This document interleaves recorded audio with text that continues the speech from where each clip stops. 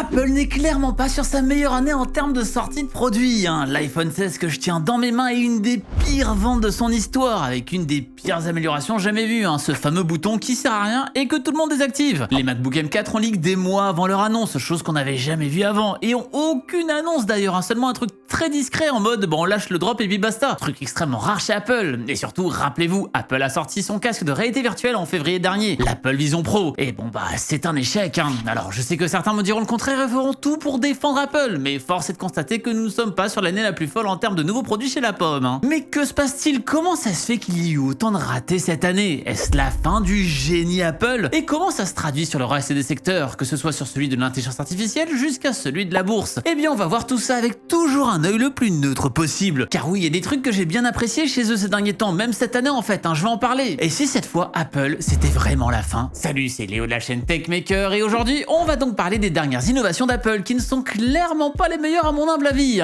Heureusement que d'autres innovent bien mieux pour leurs produits comme pour les MacBooks, comme Clean My Mac qui sponsorise la vidéo et qui vient de sortir une toute nouvelle version accueillant un nouveau design. Une fois l'application ouverte, vous aurez la possibilité d'optimiser votre MacBook grâce à plein d'outils proposés comme l'entretien intelligent qui s'occupera de faire toutes les optimisations possibles sans effort. Il nettoiera les fichiers inutiles, les éléments de votre corbeille ou encore les téléchargements en double pour vous faire gagner de l'espace de stockage. Ce qui est toujours crucial quand vous êtes comme moi à avoir toujours votre disque plein. Il scanne aussi votre Mac pour vérifier qu'aucun fichier malveillant s'y trouve, puis fera tout ce qu'il faut en termes d'optimisation comme vider les caches DNS par exemple pour retrouver les performances de votre ordinateur, tout en mettant à jour vos différentes applications d'un coup. Bref, cette nouvelle mouture de Clean My Mac est claire, vous simplifiez au maximum la vie en vous optimisant votre Mac sans que vous en rendiez compte, tout en vous donnant un rapport détaillé de ce qui se passe. Avec le lien en description juste en dessous de la vidéo, retrouvez cette nouvelle version et voyez plus en détail chacune de ses fonctionnalités, car il y a plein d'autres choses dans ces détails justement, comme le fait de pouvoir surveiller en temps réel l'utilisation de votre processeur et de votre mémoire vive, et donc savoir enfin ce qui bouffe toutes vos performances, ce qui est super pratique. Car ouais, autant profiter à fond de vos appareils Apple. Mais justement, du coup, les appareils Apple, il s'est passé quoi en 2024 alors?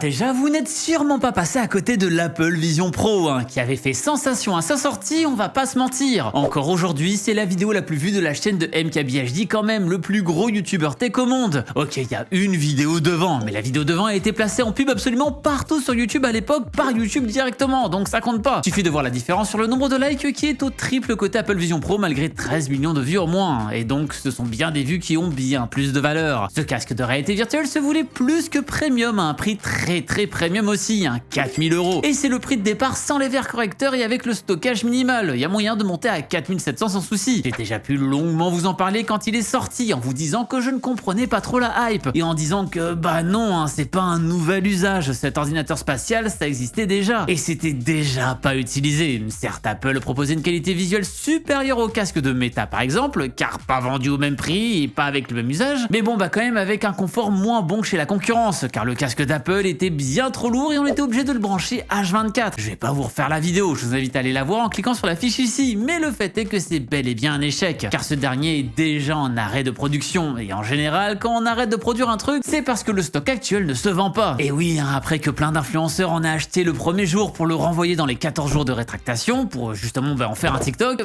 les ventes ont chuté comme jamais. Compliqué d'avoir les chiffres officiels, mais d'après certains analystes assez réputés, le nombre de ventes n'aurait pas atteint la barre symbolique des 100 000 sur son premier trimestre, et ce nombre aurait chuté de 75% sur le second. Maintenant, encore une fois, tout ça est à prendre avec des pincettes, car d'autres parlaient déjà de 180 000 ventes rien que le premier week-end après la mise en vente. Mais avec les retours et surtout des analyses qui sont faites par des gens extérieurs, ça aide pas à connaître la vraie valeur, qu'on soit bien d'accord. On trouve aussi des articles qui parlent de 370 000 casques vendus, auxquels on pourrait rajouter 50 000 de plus à la fin de l'année. Certains pourraient y voir un succès avec ces chiffres un petit peu plus haut, en me faisant un calcul et en me disant que ça fait 4000 fois 420 000, donc trop chouette. Mais on parle d'Apple les cocos, l'une des sociétés tech les plus grosses au monde, qui a une couverture folle et qui annonce une toute nouvelle gamme de produits. On ne peut pas parler de réussite quand on prend en compte tout ce contexte. Le fait est que les usines de production rapportent elles-mêmes que le rythme est ralenti, et surtout que le développement sur le casque est très faible. Tenez, la version Vision OS 2.1 vient de sortir cette semaine, et bien tout le monde s'en fout, comme la grosse version 2 qui n'a pas rajouté grand chose, mis à part la compatibilité avec une souris. Waouh, truc qui aurait dû être là à la base quoi. Et l'autre truc, c'est que même les grands ne s'embêtent pas à y faire une application version dédiée. Google avait dit qu'il mettrait YouTube sur l'Apple Vision Pro en février, bah on l'attend toujours. Netflix de son côté a dit qu'il n'en ferait pas dès le début et ils n'ont pas changé d'avis. Autrement dit, il n'y a pas de marché à récupérer sur le monde du divertissement, ou en tout cas il est si faible que ça vaut même pas le coup de s'embêter à faire une application et à y mettre quelques ingénieurs, là où YouTube et Netflix existent pour les MetaQuest qui ont une moins bonne qualité. Enfin, pour Netflix exister, car ils viennent de supprimer l'application aussi là-bas en juillet 2024. Bon, au moins on peut dire qu'ils sont à égalité là-dessus maintenant. Mais oui, ça c'est un vrai indicateur, plus le fait qu'ils en parlent très peu. Il n'y a carrément rien eu dessus encore une fois sur les dernières annonces. Maintenant oui, ils ne diront jamais d'eux-mêmes que c'est un échec, car tout ce que ça pourrait provoquer c'est un effet boule de neige sur le cours en bourse. Et une société cotée en bourse n'a jamais d'échec, ou en tout cas elle doit faire attention à ne jamais les montrer. Bref, peut-être que c'est trop tôt, peut-être que c'est pas le bon format et que Meta tient quelque chose de bien mieux avec son projet Orion et ses lunettes de réalité augmentée, mais aujourd'hui, en 2024, Apple n'a pas réussi à proposer quelque chose de convaincant pour le grand public. Et je précise bien pour le grand public, peut-être que ce sera du coup détourné pour un usage bien plus professionnel, comme l'a été l'HoloLens de chez Microsoft, qui en fait est un casque pour professionnels maintenant et qui marche pas trop mal sur ce secteur, malgré un échec cuisant sur le marché du grand public. Rappelez-vous de la présentation sur Minecraft sur une table. Maintenant oui, l'Apple Vision Pro est un échec, faut quand même appeler un chat quoi, même si on le recycle après ce chat, car dans ce qu'il est actuellement, ça n'a pas marché. Ce début d'année a donc été compliqué, mais pas que pour ça. En effet, Huawei est passé devant Apple sur l'utilisation de leur système d'exploitation sur le premier trimestre 2024 en Chine, et aussi sur la vente de smartphones tout court en fer, avec un Huawei qui réalise cet exploit qu'il n'avait pas fait depuis 2019. Car ok, ici on est en Chine et ces derniers aiment bien profiter des marques locales, il est vrai, mais le fait est qu'Apple était plus puissant il y a quelques années et ne fait que perdre des utilisateurs là-bas. Et ça reste un marché très important, si ce n'est peut-être même le plus important en fait. Et ça dans le monde entier aussi, ça se sent avec un chiffre d'affaires en dessous de celui de l'année passée sur son second trimestre. Et aussi eh bien des licenciements en pagaille avec 4 vagues de licenciements sur 2024. Évidemment, il y a quand même deux autres facteurs. Déjà le monde de la tech est en crise et c'est pas les seuls à virer dans tous les sens. Ils le font d'ailleurs même moins que d'autres, donc on peut leur donner ça. Mais aussi, il y a eu un projet sur lequel 2000 employés de la firme ont bossé pendant une bonne décennie et qui était encore pire que l'Apple Vision Pro, ce fameux Apple Car, le projet Titan. Ouais, rappelez-vous, c'était aussi en février 2024 qu'on a appris la fin de la bagnole pomme. Il s'en est passé des choses sur ce mois-ci. D'ailleurs, il y a même eu un tollé qu'on n'a pas trop vu chez nous sur l'Apple Card, la carte de crédit en partenariat avec Goldman Sachs, et se sont pris il y a une petite semaine une amende de 89 millions de dollars pour manipulation illégale des litiges de transactions et communication trompeuse sur les options de paiement sans intérêt. Alors oui, chez nous, ça nous touche pas car cette carte n'existe pas dans notre hexagone, mais enfin, ça fait quand même un truc en plus au niveau de la réputation, ce qui ne leur fait clairement pas bonne presse là-bas aussi sur cette année 2024. Et bon, comme chaque année, on a évidemment vu aussi un nouvel iPhone, et qui est malheureusement lui aussi assez décevant, très similaire à l'iPhone 15, qui avait de son côté déjà un nouveau bouton action et surtout enfin un port USB-C avec enfin des vitesses décentes de transfert. C'était pas grand chose en termes d'innovation, mais c'était déjà ça. Bah là, avec le 16, le seul truc qu'il y a à se mettre sous la dent, c'est encore un nouveau bouton qui lui est horriblement mal placé et que tout le monde désactive parce qu'il s'actionne pour un rien dans une utilisation normale de l'appareil. Et bon les ventes n'ont pas suivi ici non plus. Encore une fois, des analyses à prendre avec des pincettes, mais le lancement sera assez décevant, avec 12% de ventes en moins sur le premier week-end en regardant toute la gamme de nouveaux iPhones sortis. Là-dessus, je pense qu'ils prennent un sacré retour de bâton à ne plus sortir des versions S, car au final, ce 16 n'est qu'un 15S, et les moins jeunes d'entre vous se rappelleront peut-être qu'avant, Apple avait au moins la décence de faire un nouveau gros modèle tous les 2 ans, avec juste un refresh avec ce S entre ces gros modèles. Mais bon, ça devait sûrement moins se vendre du coup. Mais le problème, c'est que c'est maintenant compliqué pour la masse de voir les différences entre chaque nouveau modèle. Et donc je suis pas sûr que sur le long terme, ça leur soit vraiment bénéfique d'avoir fait ce changement de nom. Peut-être que la cupidité va leur jouer des tours là-dessus sur le long terme. Et bon le dernier truc qui vient de sortir, c'est tous les nouveaux Mac. Et là, il s'est passé un truc qu'on n'avait jamais vu. Pas de conférence, genre zéro, juste des annonces étalées sur 3 jours, du 28 au 30 octobre, avec pourtant des produits phares. C'est déjà arrivé qu'Apple fasse des refreshs sans faire de grosses conférences, mais pour un produit par-ci par-là. Là, on parle quand même de toute la gamme MacBook Pro ainsi que l'iMac, le Mac Mini et l'iPad Mini, et plein d'accessoires comme la Magic Mouse, le Magic Trackpad et le Magic Keyboard. D'ailleurs, oui, la souris est enfin passée à l'USB-C. Par contre, non, le port de charge a toujours pas été bougé et est toujours en dessous de la souris. Maintenant, attention, peut-être un peu unpopular opinion ici, mais je trouve que c'est un faux problème. Quelques minutes de charge et c'est bon pour plusieurs mois. Et en général, une souris sans fil qui charge, on n'est jamais là à l'utiliser l'utiliser en même temps. Genre moi, ma MX Master de Logitech, ok le port il est devant, mais j'ai horreur de l'utiliser branché, et donc je préfère clairement attendre. Mais bref, le sujet c'est pas ça. Le sujet c'est qu'on a plus de 10 nouveaux produits et aucune conférence. C'est vraiment un truc de barge et complètement inédit. Et il y a bien une raison à ça, c'est que la mise à jour, elle est pas dingo. Et ça, quel que soit le produit, car à part des processeurs plus puissants, qui est juste la base, toujours pas de Wi-Fi 7, toujours pas d'écran OLED. Et j'adore l'écran de mon MacBook M1 Max, qui est d'ailleurs toujours un ordinateur de zinzin et auquel je ne trouve pas de remplaçant que j'utilise encore aujourd'hui. Maintenant, c'est vrai que l'OLED me manque, clairement, malgré son superbe écran mini LED et sa luminosité. Et franchement, quand sur le slide pour mettre en avant les nouveaux MacBook Pro, ils sont là à les comparer à leur MacBook sous puce Intel en disant que c'est jusqu'à 20 fois plus rapide,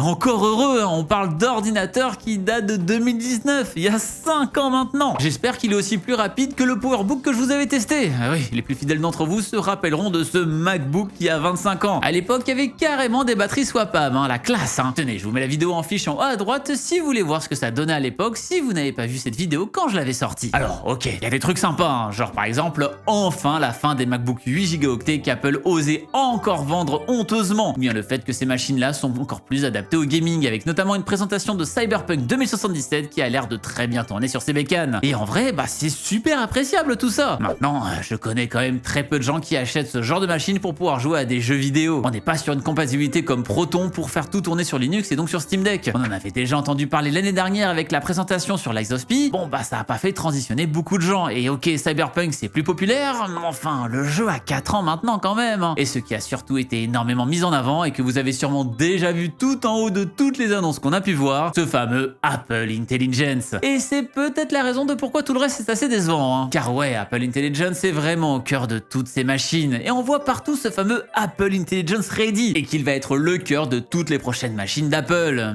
Et désolé, mais c'est pas dingo pour le moment quoi. Enfin si, il y a des trucs cool, typiquement il peut vous servir pour retrouver de manière très précise des photos en lui donnant une description. Et donc de ne plus être là à devoir fouiller dans vos archives avec comme seule possibilité d'avoir des choses rangées en fonction de la tête qu'il voit. Mais par ce truc là et tous les trucs basiques qu'on voit partout, donc le fait de résumer des articles, de synthétiser des mails ou d'écrire des réponses à votre place, rien de nouveau quoi. Et surtout assez moyen sur certains trucs comme le cleanup qui permet de supprimer des éléments d'une photo, chose qu'on voit partout maintenant. Cette fameuse go magique, ils l'ont fait comme tout le monde, mais apparemment un peu moins bien. Bon, on a quand même une nouvelle intéressante, c'est que ça devrait quand même enfin arriver en France d'ici avril 2025. Maintenant, ouais, vous attendez pas une révolution et il y a encore du chemin à rattraper par rapport à ce qu'ont fait les autres. Mais clairement, ce ne sont plus eux qui innovent ces derniers temps. Ils se contentent finalement de suivre bien les grands leaders qui sont en train de faire évoluer les technologies. Maintenant, attention, l'année reste extrêmement bonne pour eux, car malgré ce petit passage du désert sur ce fameux second trimestre 2024, la montée d'Apple a été assez fulgurante sur le reste de cette année. Et on parle quand même d'une augmentation de valeur boursière de 35% chez eux. Autrement dit, les investisseurs restent confiants malgré des ventes d'iPhone décevantes et de nouveaux projets un peu foirés. Car en vrai, même si le côté nouveauté et innovation est décevant, les derniers produits restent quand même très bien. Certains ont d'ailleurs eu de vraies mises à jour intéressantes comme les AirPods 4 qui profitent maintenant d'une version avec réduction de bruit active, ce qui est un vrai tour de force car je rappelle qu'on parle d'earbuds ici, pas d'écouteurs intra-auriculaires, donc ils ne rentrent pas vraiment complètement dans vos oreilles. Et surtout, vu qu'on est sur des produits qui innovent peu, ils ont été très forts sur autre chose, et oui ça va être choquant, mais sur le prix de leur machine. Comme quoi tout le monde peut changer. Ouais, ça fait bizarre de dire ça, mais Apple est très bon en rapport qualité-prix ces derniers temps par rapport à ses concurrents. Ouais, les nouveaux MacBook ont des prix assez intéressants qui n'ont pas monté ou pas trop monté, comme sur les iPhones d'ailleurs. Apple fait souvent ça quand les innovations sont assez minimes. Si le prix reste le même, c'est que justement les refresh sont faits pour pas grand chose on va dire. Mais comme ça, maintenant vous savez. Et le truc que je trouve vraiment le plus dingue dans toute l'année de proposer, c'est le Mac Mini, qui était déjà un truc super cool avec l'ancienne version M1. J'en ai même offert un à mon père et il en est toujours content aujourd'hui. Mais là, avec cette nouvelle version, il est encore plus petit. Genre vraiment, la taille est ridicule. C'est 2 fois plus petit que l'ancien. Avec une puce M4, donc bien plus puissante que la M1 d'époque qui n'avait pas été mise à jour depuis en performance. Et surtout, à un prix vraiment ultra intéressant. La version de base qui profite ici aussi de 16 Go de mémoire vive est chopable à 599 € en tant qu'étudiant. Vraiment, à ce prix, c'est complètement imbattable. Et très franchement, c'est une solution à laquelle vous devriez penser si vous voulez vous faire un PC bureautique chez vous. Et même pour faire des tâches un peu lourdes, vraiment, parce que vous avez de vraies performances assez cool. Et vous pouvez même upgrade sur un M4 Pro, chose impossible avec l'ancienne version. Et là, vous avez des performances très cool. Non, honnêtement, c'était déjà un très bon produit à l'époque. Et ça l'est encore plus aujourd'hui, ce Mac Mini. Et franchement, je pourrais même le conseiller en PC portable, ce truc. Oui, commencez pas à dire que je suis débile. Déjà, ma maman m'a dit que j'étais très intelligent. Mais surtout, je parle de se créer une sorte de PC transportable à coup d'écran portable et même système de batterie portable. En vrai, il y a un concept, et je me tâte à peut-être même vous en faire une vidéo si ça peut vous intéresser. N'hésitez pas à me le faire savoir et à vous abonner pour ne pas rater ça. On serait un peu sur le même délire que le PC projecteur si vous vous rappelez de cette vidéo, mais en bien cette fois. Le seul truc que je trouve vraiment encore abusé, c'est le prix des options de stockage supplémentaires. Ouais, 230 € par tranche de 512 Go, donc 1000 balles de plus pour la version 2 Teraoctets. Franchement, préférez un stockage externe. Ouais, là-dessus, ils slay clairement pas, comme disent les jeunes. Écoutez, j'ai le droit de dire ce mot, ils l'ont mis dans leur présentation et sur leur site officiel. D'ailleurs, petit hors-sujet aussi ici, il y a une polémique aussi intéressante que celle du port de charge en dessous de la souris, c'est que le bouton power se trouve en dessous de l'appareil sur l'un des coins. En vrai, je trouve ça assez osef. Déjà un Mac, ça s'éteint jamais, et surtout, il reste très facilement accessible. Si encore on était sur une vraie tour gaming qui doit se poser au sol, ouais ok, ce serait relou, mais là on parle d'un tout petit boîtier que vous allez poser sur votre bureau, donc franchement, il n'y a pas vraiment de souci. Non, clairement, s'il faut plutôt critiquer un truc, c'est le fameux neutre en carbone, toujours dans son greenwashing Apple. En même temps, en fournissant plus rien du tout, si ce n'est qu'un câble d'alimentation dans la boîte, c'est facile, même plus de câble vidéo. Et encore là, ça va, ils l'ont pas retiré le câble, ils auraient pu, après tout, vous avez tous un câble d'alimentation chez vous, non? Quoi, c'est pas ça l'argument que disent tous les gens pour excuser Apple qui retire les blocs chargeurs des iPhones, ou encore carrément le câble pour leur AirPods? Ouais, je suis bougon là-dessus, écoutez. Mais pour autant, même s'ils proposent de superbes produits avec de vraies technologies à maturité, le côté innovation est un véritable échec cette année. L'Apple Vision Pro n'a pas marché, Apple Intelligence est actuellement décevant par rapport à ses concurrents, et ce qui marche, c'est ce qu'ils savent faire, et donc Apple n'est plus vraiment l'Apple d'avant de nos jours. Et en vrai,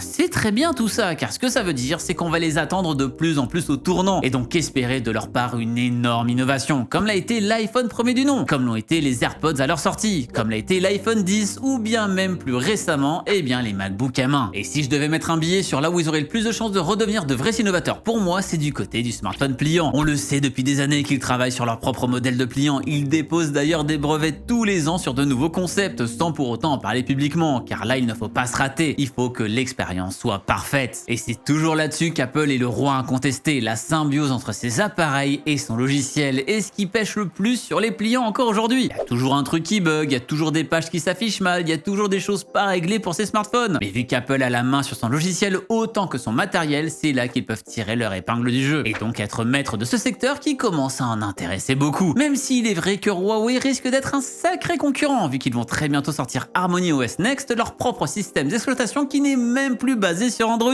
J'ai pu aussi vous en parler très récemment de tout ça et à quel point ça pourrait chambouler le monde entier. Pareil, allez voir la fiche si vous ne l'avez pas vu. Comme d'hab, je sais que cette vidéo va me faire passer pour le hater original d'Apple, mais comme d'habitude, j'essaie d'être critique avec tout le monde, et il est vrai que quand on le fait avec Apple, on est tout de suite taxé de grands méchants, alors qu'en vrai, je pense pas être plus méchant avec eux qu'avec les autres. Mais vraiment, on peut pas dire que ces 3 dernières années, ils ont fait beaucoup d'innovations. Maintenant, j'ai tout de même très hâte de voir ce qui va arriver sur l'année prochaine, que ce soit des nouvelles sur ce nouveau smartphone pliant, ou bien même l'iPhone 17 Slim qui fait beaucoup parler de lui, un iPhone encore plus fin de chez fin. Faudra juste espérer que lui de son côté il ne se plaira pas, mais en tout cas merci à vous d'être en grande majorité assez critique sur ce que je peux dire. Et en vrai je ne dis absolument pas que ma réflexion est la bonne sur tout ça, et je vous invite toujours évidemment à en débattre en commentaire. Tant que vous insultez pas ma mère, moi ça me va très bien d'avoir votre avis, même s'il n'est pas du tout raccord avec le mien. Et donc voilà, il y a des produits que vous allez trouver intéressants chez eux cette année, au point que vous en ayez acquis certains, et bien n'hésitez pas à me partager vos retours d'expérience sur ces produits en particulier. J'aimerais bien savoir si vous regrettez vos achats ou non de 2024. Il est vrai que de mon côté, je me suis juste procuré l'iPhone 16 Pro Max, et au final, comme beaucoup, j'ai juste désactivé le bouton supplémentaire de cet iPhone car il était juste embêtant tellement il est mal placé, au point que je me suis dit que j'aurais dû rester sur le 15 et pas gâcher de l'argent pour ce nouveau modèle. D'ailleurs, j'avais bien aimé le 15, et je vous invite à aller voir ma review de l'époque pour voir ce que j'en pensais déjà à sa sortie. Et si vous voulez voir mon avis sur le 16, ils sont tellement similaires que franchement, vous pouvez regarder cette vieille vidéo et vous aurez sensiblement le même résultat. Bref, vous pouvez cliquer à côté de moi pour aller la voir, et d'ici la prochaine fois qu'on se voit, n'arrêtez jamais d'apprendre. Salut!